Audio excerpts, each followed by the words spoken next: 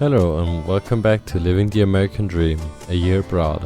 I'm Elias Scheid, and today in our sixth and also last episode I will be giving you a quick look behind the scenes of how this podcast came to life.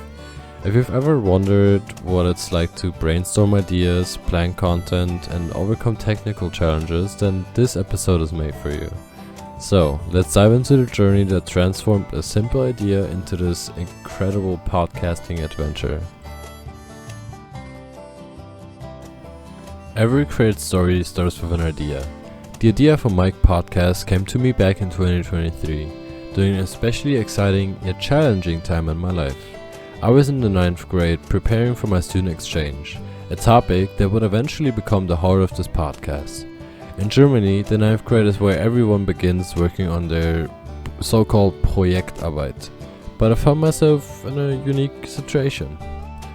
I wasn't graduating with my class, and the younger students hadn't even started thinking about their own projects.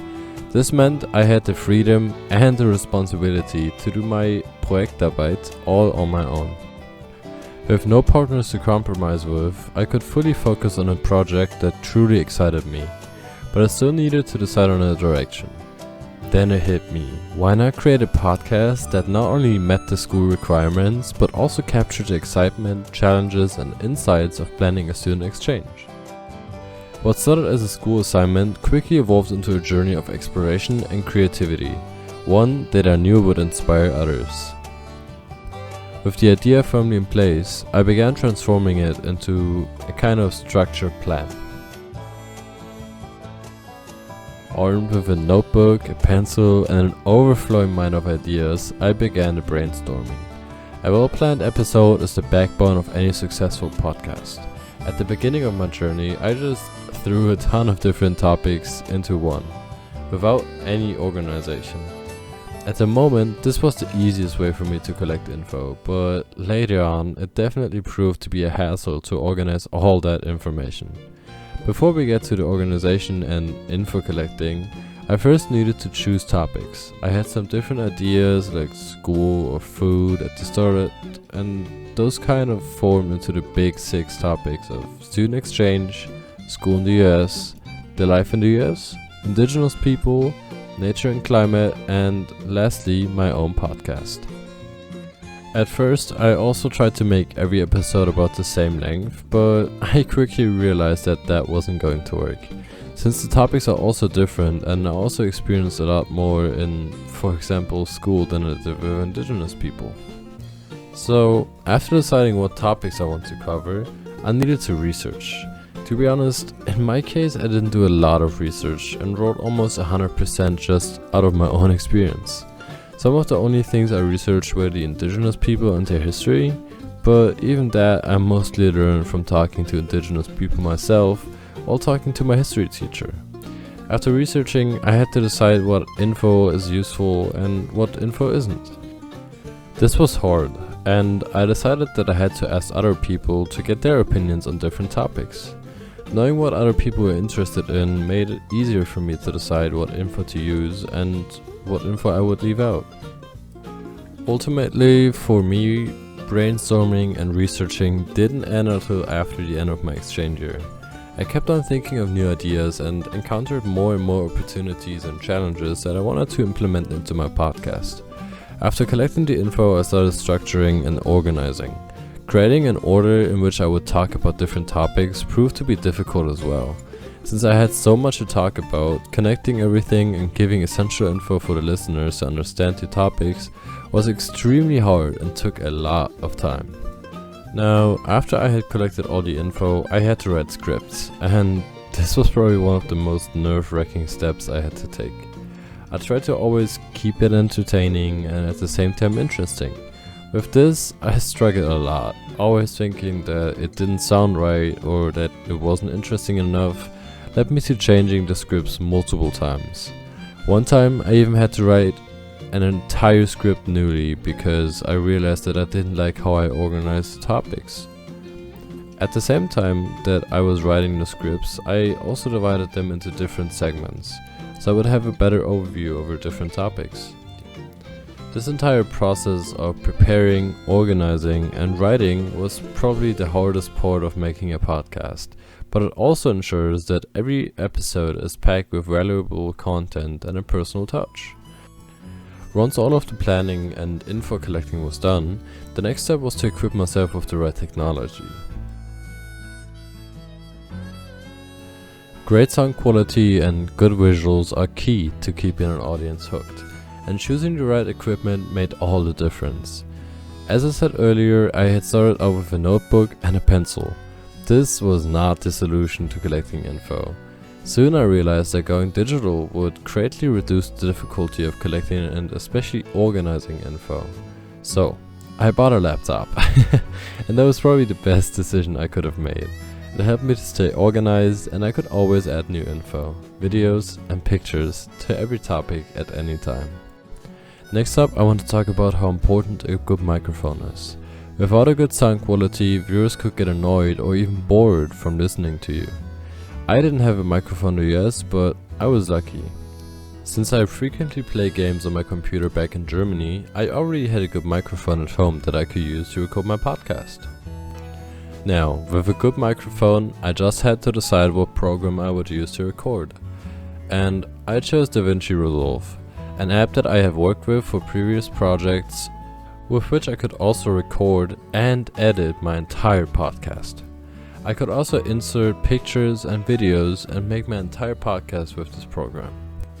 Then there are also interviews. I actually recorded some interviews in the US, but somehow the sound files just disappeared sadly.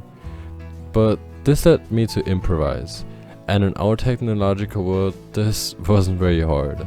Using programs like Zoom helped me to redo my interviews after I had already left the US. I was able to easily record the scripts, add the pictures, videos and music that I had taken or found on the internet on top of the audio in DaVinci Resolve, and the episodes were done. Now, a little tip before we move on. Make sure that you always do a test recording to ensure that your setup is ready. A quick sound check can save you from future headaches, trust me, I speak from experience. Of course, every project comes with its fair share of hurdles. Let's move on to the challenges I faced and the tips I learned along the way.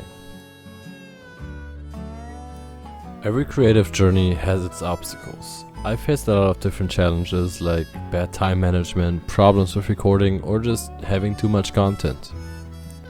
Time management was by far the biggest problem though. In total, I had about 1 to 1.5 years to finish my entire podcast, and I didn't use them very well, to be honest. Balancing school, activities, hobbies and podcast production was hard. I have to admit that even though I had to get used to a new life and wanted to make the best out of it, I could have dedicated a bit more time to my podcast.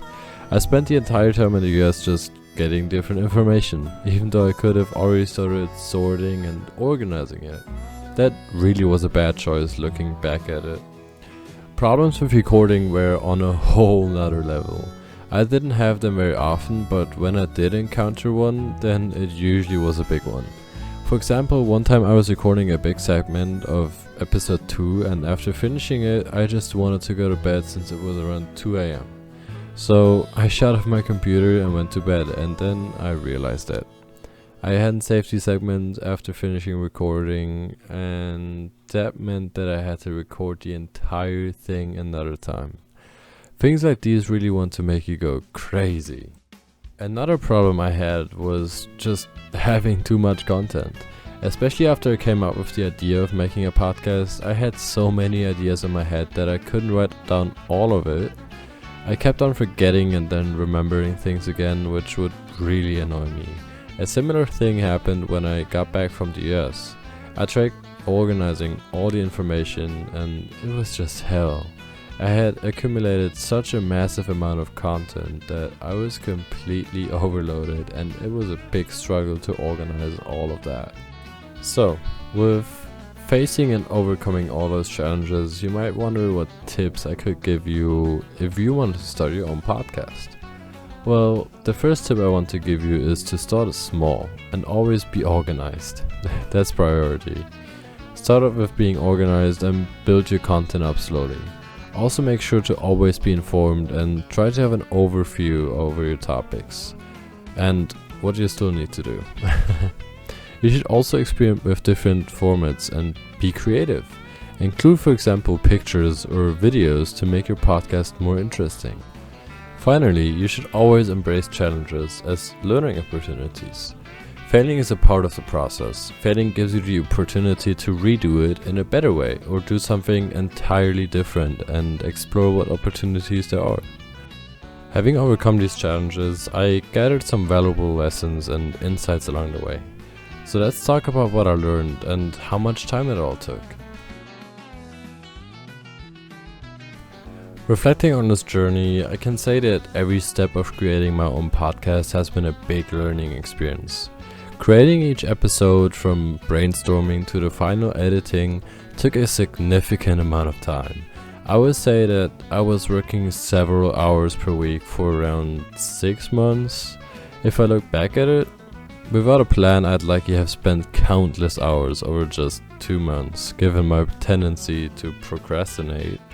I also learned a lot technically, experimenting with various recording and music softwares, and even integrating pictures and videos. These technical challenges pushed me to be more creative. Writing scripts to keep the content engaging also improved both my writing and speaking skills. Lastly, there's also some personal development. Managing a project on my own gave me a sense of independence and boosted my confidence in my organization skills. All these and many more experiences have not only improved my podcasting skills, but have also prepared me for future projects. And with that, my 6th and last episode comes to an end. We've talked about a lot of things like planning and organizing a podcast, as well as technological aspects and challenges I faced. I hope you enjoyed it, and thank you for tuning in to Living the American Dream, a year abroad. I'll see you in my closing episode where I will say my final goodbyes.